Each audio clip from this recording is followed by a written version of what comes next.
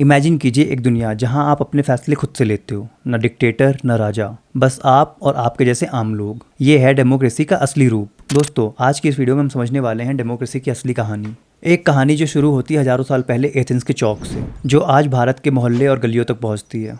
तो इस वीडियो को सबसे पहले एक सिंपल सवाल से शुरू करते हैं। डेमोक्रेसी क्या है? क्या सिर्फ वोट देने को ही डेमोक्रेसी बोलते हैं, या फिर अपने हक और जिम्मेदारी को समझना भी डेमोक्रेसी है? इस वीडियो में हम देखेंगे कि डेमोक्रेसी का सिस्टम कैसे इवॉल्व हुआ, एंशिएंट ग्रीक की असेंबली से लेकर इंडियन पार्लियामेंट और फिर मोदी जी के ज़माने तक, जहाँ पे डेमोक्रेसी को एक नए रंग में देखा जा रहा है। कुछ क्रिटिसाइज़ कर रहे हैं तो कुछ इसके फेवर में बात कर रहे हैं। तो चलिए शुरू करते हैं फिर डेमोक्रेसी देन एंड नाउ। तो आपको समझना चाहिए डेमोक्रेसी है क्या। सबसे सिंपल लैंग्वेज में अगर बोले तो लोगों की हुकूमत, government of the people, by the people, for the people.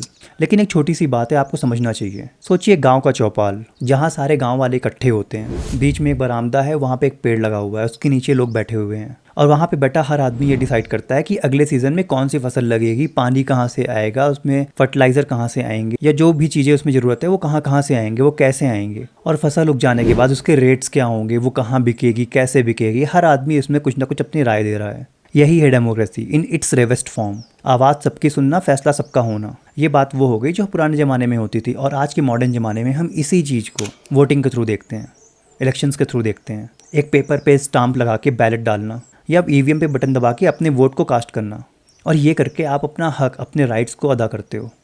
Democracy को कुछ लोग एक जाइंट फैमिली के साथ कंपेयर करते हैं, जहाँ पे हर बच्चे की आवाज़ सुनी जाती है। लेकिन प्रॉब्लम ये है कि क्या हर बच्चे की आवाज़ सुनी जानी चाहिए? और अगर सारे बच्चे बोलने लगे तो किसकी किसकी सुने? इसीलिए डेमोक्रेसी एक बैलेंस का नाम है कि आवाज़ भी मिले और फैसला भी हो। अब आइए समझते हैं डेमोक्रेसी के फ्लेवर्स। एंशिएंट ग्रीक में एक सिस्टम था जहाँ पे हर फ्री मैन अपना असेंबली में आके अपनी बात रखता था। ये डायरेक्ट डेमोक्रेसी थी, डायरेक्टली जाके सामने से अपनी बात रखना अपने मुंह से।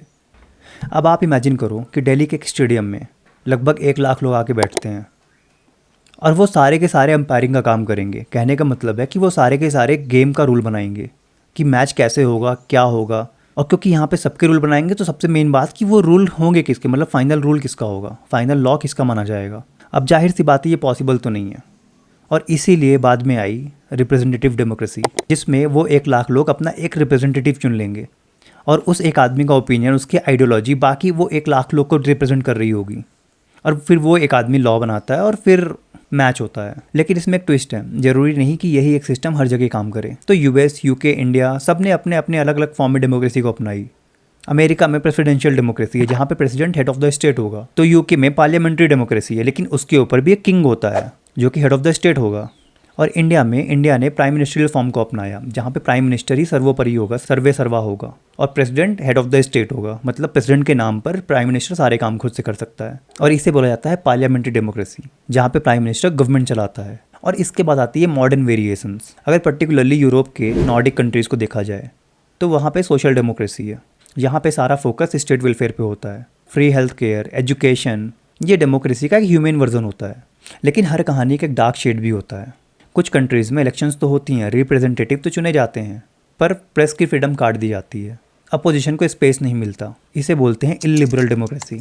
रशिया, टर्की, चाइना, ऐसे ही कुछ रिजीम्स हैं जो इसके साथ ही इसको डिस्क्राइब की जाती है। अगर सिंपल शब्दों में समझे तो डेमोक्रेसी एक ऐसी डिश है, आएगा वही जो आपने मंगाया है, पर अलग शेफ के साथ अलग रेसिपी बनेगी, और उसका रिजल्ट क्या होगा, उसका टेस्ट अलग हो जाएगा। चलिए अब थोड़ा टाइम मशीन में बैठते हैं और चलते हैं 2500 साल पहले एथेंस में। अब इमेजिन करो एक बड़ा एम्पी थिएटर, जहाँ 5-6 हज़ार लोग इकट्ठा होते हैं। हर सिटीजन को अलाउ किया जाता है, विमेन, फ्री मैन, पर स्लेव्स अलाउड नहीं है। ये थी डायरेक्ट डेमोक्रेसी, जहाँ पर जिससे जो अधिकार था वो अपना अधिकार अदा करता था। और एथेंस की ये डेमोक्रेसी को बोली गई डायरेक्ट डेमोक्रेसी। और इसके समकक्ष रोम में एक और मॉडल डेवलप हुआ, जिसे बोलते हैं रिपब्लिक, जहाँ पर सीनेट होता था और इलेक्टेड रिप्रेजेंटेटिव। और यही मॉडल मॉडर्न कॉन्स्टिट्यूशन का ब्लूप्रिंट बना। और अब बात करते हैं भारत पर। इंडिया में भी डेमोक्रेसी की जड़ लगभग उतनी ही पुरानी है जितना दूसरी कंट्रीज़ में। ऋग्वेद के समय में ऋग्वेद में मेंशन है सभा और समिति, जिसमें कम्युनिटी बैठक होती थी। हर विलेज अपना सरपंच जैसा एक रिप्रेजेंटेटिव चुनता था, और इसे बोली गई ग्रास रूट डेमोक्रेसी, जहाँ पर ग्रास रूट लेवल मतलब छोटे से छोटे गाँव में भी छोटा सा छोटा आदमी भी अपनी बात रख सकता था, अपने हक मांग सकता था। और यही आज के पंचायती राज मॉडल का ब्लूप्रिंट बना। ये एक बहुत ही फैसिनेटिंग चीज़ है। एथेंस की डेमोक्रेसी खत्म हो गई, रोम की खत्म हो गई, लेकिन इंडियन विलेज असेंबलीज एक फॉर्म में आज भी जिंदा है। ये हुई बात एंशिएंट की। अब मिडवल यूरोप में मोनार्की का एक बुरा समय था। किंग्स, क्वींस यही सब डिसाइड करते थे। लेकिन 1215 के आसपास कुछ एक ऐसी चीज़ होती है जिसे बोली गई मैग्ना कार्टा, जो कि ये बताती थी कि कानून सबके लिए एक है, भले वो राजा हो या भले वो एक आम आदमी हो, कोई भी कानून से ऊपर नहीं है।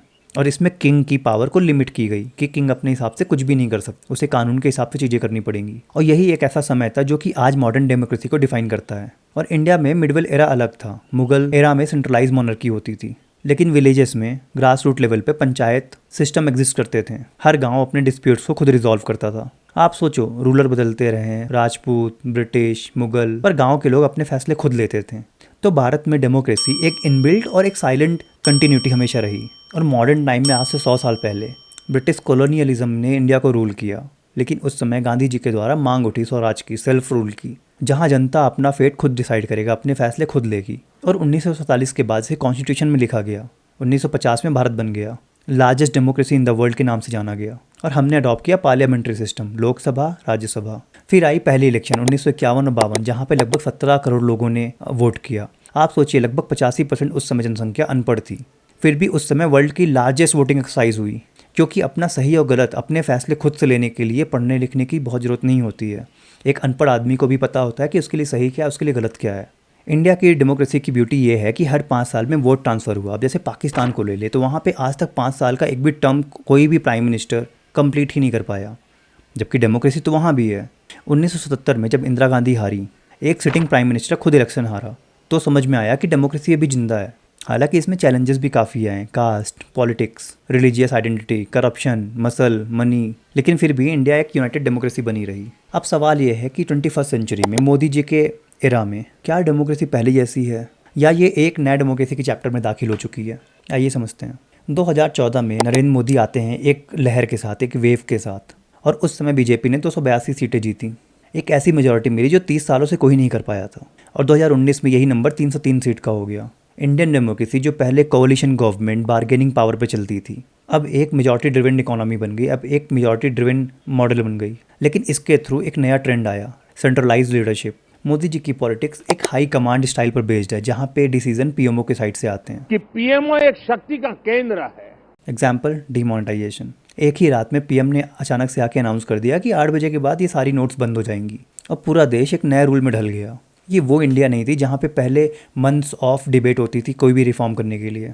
साथ ही इस एरा में एक बहुत यूनिक मिक्स बना, वेलफेयर के साथ साथ नेशनलिज्म। उज्ज्वला सिलेंडर से लेकर आयुष्मान भारत तक गरीबों को टारगेटेड बेनिफिट मिला, पर पैरेलल में एक नैरेटिव भी चला कि ये एक नया इंडिया है, ये घर में घुस के मारता है। तो ये डेमोक्रेसी एक सेंट्रलाइज्ड डेमोक्रेसी है जो कि नेशनलिज्म पे आधारित है। रूलिंग गवर्नमेंट को वोट भी इस चीज़ के लिए मिलते हैं कि वो नेशनलिज्म की बातें करता है, वो देशभक्ति की बातें करता है, और इसके लिए एक नैरेटिव बनाया जाता है। और जहाँ पे लोगों को लगता है कि ये सरकार उनके हक की लड़ाई लड़ रही है, ये सरकार वो कर रही है जो उन्हें पसंद है, उनके फॉर्म में, ये उनके राइट्स हैं। और इसी दौरान मीडिया और डेमोक्रेसी का रिलेशन चेंज हुआ। अगर क्रिटिक्स की माने तो अब बोला जाता है कि जो मीडिया है वो प्रो गवर्नमेंट हो चुकी है। फ्रीडम हाउस ने इंडिया को फ्री से पार्टली फ्री के रैंक में रख दिया है, और इसके बावजूद 2019 में होता है रिकॉर्ड तोड़ वोटर टर्नआउट। लगभग 67% लोग अपने घर से निकलकर वोट करने जाते हैं, जो कि प्रूव करता है कि इस समय आवाम, जनता पहले से कहीं ज़्यादा एक्टिव है। सोशल मीडिया ने डेमोक्रेसी को एक नया रंग दिया। जो आदमी वोट नहीं कर सकता, कम से कम उसे अपनी बात रखने का तो हक है, वो अपनी बात रखता है सोशल मीडिया के थ्रू। और लीडर मतलब देश का प्रधानमंत्री और लोगों के बीच एक डायरेक्ट कनेक्शन बना। लेकिन इसके साथ ही साथ कुछ पैराडॉक्सेस भी आते हैं। इंस्टीट्यूशन जैसे इलेक्शन कमीशन, जुडिशरी, इस पर सवाल उठने लग जाते हैं। आर्टिकल 370, CAA जैसे बहुत स्पीडी बिल्स एक लॉ बन जाते हैं। सपोर्टर्स ने इसे डिसाइसिव लीडरशिप कहा और क्रिटिक्स ने इसे बाईपासिंग ऑफ डिबेट कहा। तो क्या ये डेमोक्रेसी ज़्यादा एनर्जेटिक है या अथॉरिटेरियन? ये डिबेट आज भी चल रहा है और आगे भी चलता रहेगा। अगर दुनिया के डेमोक्रेसी इंडेक्स की माने तो इंडिया की डेमोक्रेसी रैंक नीचे गिरी है। इकोनॉमिक्स इंटेलिजेंस यूनिट ने इंडिया को एक फ्लॉड डेमोक्रेसी बोला। फ्रीडम हाउसेज ने हमारी फ्रीडम को, हमारी डेमोक्रेसी फ्रीडम को डाउनग्रेड किया। ये एक कॉन्ट्रडिक्शन है, अंदर से स्ट्रॉन्ग, बाहर से वीक। हाइपोथेटिकली सोचो, एक ऐसा घर जहाँ पे बच्चे एक्टिवली पार्टिसिपेट करते हैं कि उन्हें आज क्या खाना है, या घर पे क्या चीज़ नहीं लानी है, या टीवी कौन सी लानी है, या कोई भी चीज़ जिसमें बच्चे पार्टिसिपेट कर सकें। पर बाहर वालों को लगता है, उनके पड़ोसियों को लगता है कि इस घर के सारे फैसले या उसकी मम्मी या उसके पापा लेते हैं। ये एक पैराडॉक्स है कि कंट्री अंदर से तो बहुत स्ट्रांग है, अंदर से उसकी डेमोक्रेसी बहुत स्ट्रांग है, पर बाहर वालों को लगता है कि ये पूरा डिसीजन सिर्फ एक आदमी ले रहा है। और इसी को बोला गया मोदी एरा डेमोक्रेसी, जिसको अपोजिशन इमरजेंसी का नाम देता है। तो दोस्तों, डेमोक्रेसी एक ऐसी किताब है जो कभी कंप्लीट नहीं होगी। हर जनरेशन, हर लीडर एक नया चैप्टर ऐड करेगा। एक ऐसी चीज़ जो एंशिएंट ग्रीक से शुरू हुई और भारत के गलियों तक पहुंची, गांव तक पहुंची, कॉन्स्टिट्यूशन असेंबली के कॉन्स्टिट्यूशन के पेजेस में लिखी गई। सवाल बस ये है कि क्या हम अपने पार्ट का चैप्टर लिख रहे हैं या सिर्फ रीडर बन के बैठ गए हैं। क्योंकि डेमोक्रेसी वोटिंग मशीन में बटन दबाने के बाद भी खत्म नहीं होती। डेमोक्रेसी जिंदा तब होती है जब लोग इसमें रोज पार्टिसिपेट करते हैं, क्रिटिसाइज करते हैं, फेवर करते हैं, सपोर्ट करते हैं, कोई भी फैसला लिए जाने पे वो रिएक्ट करते हैं, इसे अपनी एक जिम्मेदारी मानते हैं और दूसरों की आवाज़ भी सुनते हैं। होपफुली आपको डेमोक्रेसी एक सिंपलेस्ट फॉर्म में समझ में आई होगी। तो इसी नोट के साथ इस वीडियो का अंत करते हैं। मिलते हैं कल एक नए टॉपिक के साथ, तब तक के लिए गुड बाय।